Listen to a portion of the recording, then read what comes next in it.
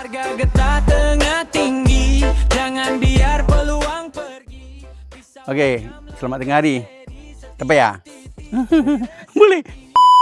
Ni saya sudah torek getah ni sudah hampir 6 tahun, 6-7 tahun sini.